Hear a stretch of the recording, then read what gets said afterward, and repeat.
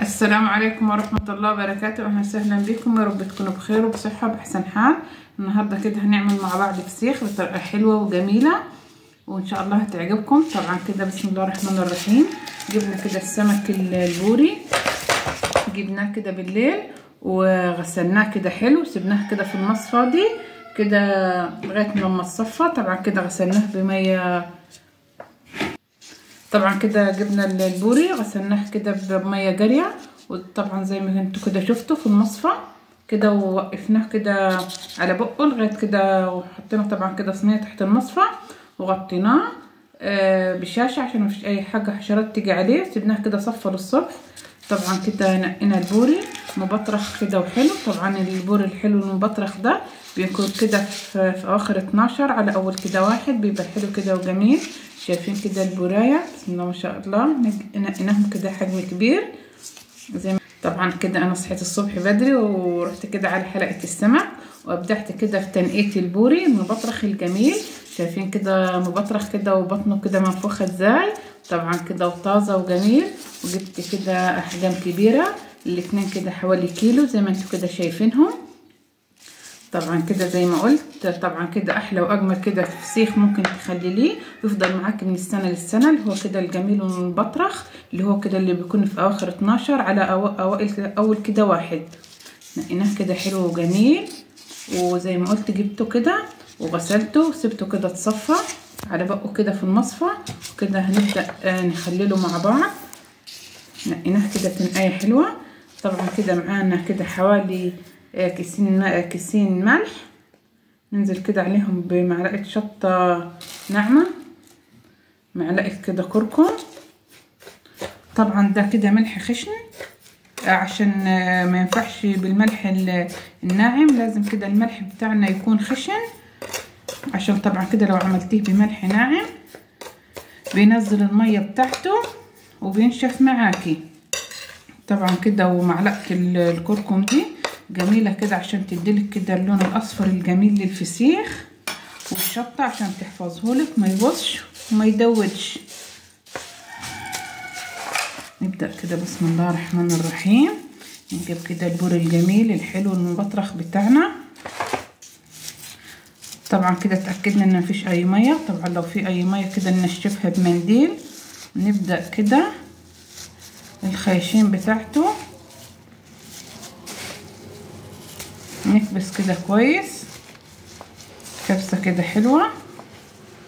واهم حاجه كده البوري بتاعك يكون طازه، وتنقيه كده حلو وتغسليه زي ما قلت، تسيبيه كده يتصفى.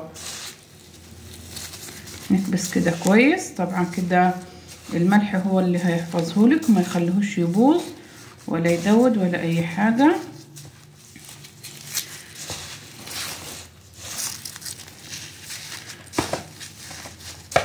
طبعا احلى واجمل كده بوري ممكن تعمليه في البيت فسيخ بتمن كده الكيلو الفسيخ اللي هتشتريه كده جاهز. ممكن كده تعملي بيه 2 أو 3 كيلو كده في البيت وتخلليهم، يبقى كده نضيف وحلو وعاملاه على ايديكي.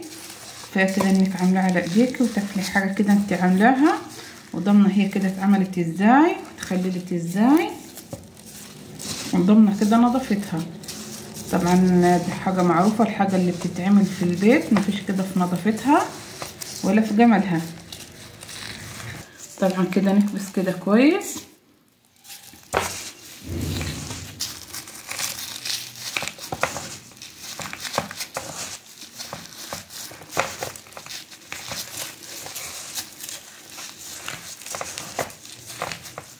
شايفين كده ملينا كده الخيشيم بتاعته ازاي. طبعا انت كده لما تخلطي الملح مع الشطه والكركم، طبعا كده تحطي الاول كده كيس، ولو احتجتي بعد كده تزودي، عشان كده طبعا الملح اللي هيفضل كده مكان الفسيخ ملهوش اي استخدام، هيترمي، عشان كده ما نهدرش حاجه ونرميها.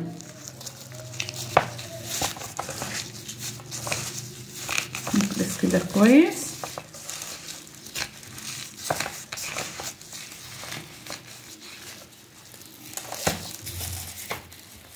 طبعا كده بعد ما خلصنا كل كميه البوري بتاعنا الجميله اللي احنا هنخليها فسيخ، البوري المبطرخ الجميل اللي احنا كده بنجيبه في اخر 12 في اول واحد بيبقى جميل. طبعا كده معانا كيس رشه كده ملح بالخلطه،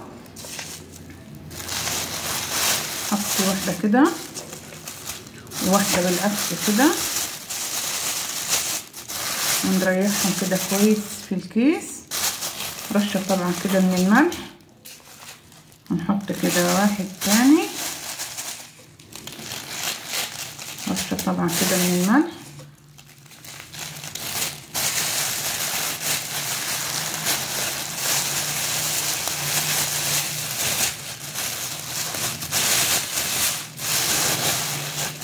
طبعا كده نضغط ونفرغ كل الهواء في الكيس.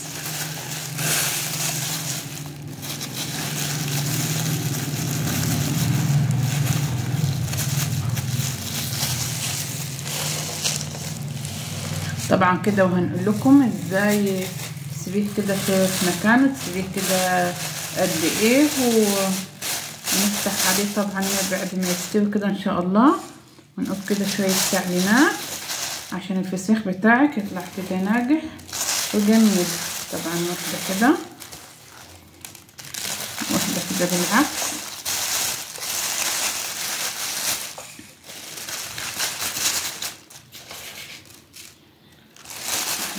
يعني طبعا رشه كده من الملح. طبعا لازم نفرغ كده اي هواء.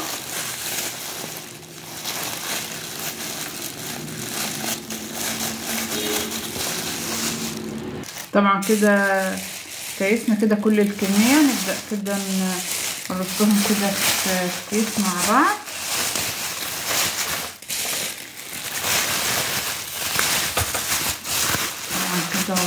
ونضغط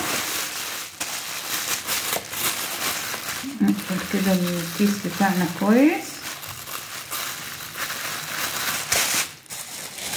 طبعا كده نجيب كيس تاني.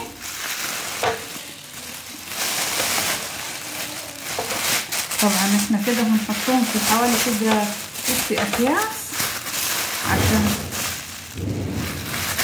عشان كده ما يخرجوش ميه بره الكيس ولا اي حاجه.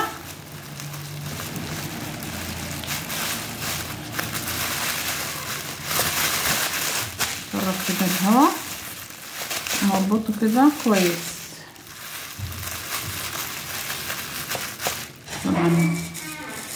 طبعا كده ده اخر كيس، ده رقم كده 6. نربط كده كويس. طبعا كده هناخد كده اللفه الجميله دي ونحطها كده في طبق او في صينيه، عشان ايه ما لو نزلت كده ميه ما تلعبلكش كده الدنيا يعني وتوسخ لك حاجه. طبعا كده يوم هيبقوا كده ويوم هيبقوا كده، كل يوم بالشكل ده عشان نستوي كده من كل الجوانب.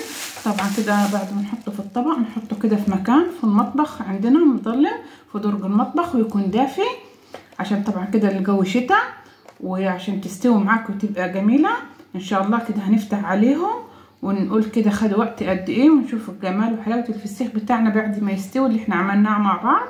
الفسيخ المبطرخ طبعا ممكن ياخد 10 ايام، ياخد كده اسبوع في الحدود دي يعني، بس احنا بعد كده هنفتح عليه هنقول كده خد وقت قد ايه، ونسيبكم كده في رعايه الله، ونشيل كده الفسيخ بتاعنا. بس اهم حاجه كده الطبق تحت منه. والسلام عليكم ورحمه الله وبركاته.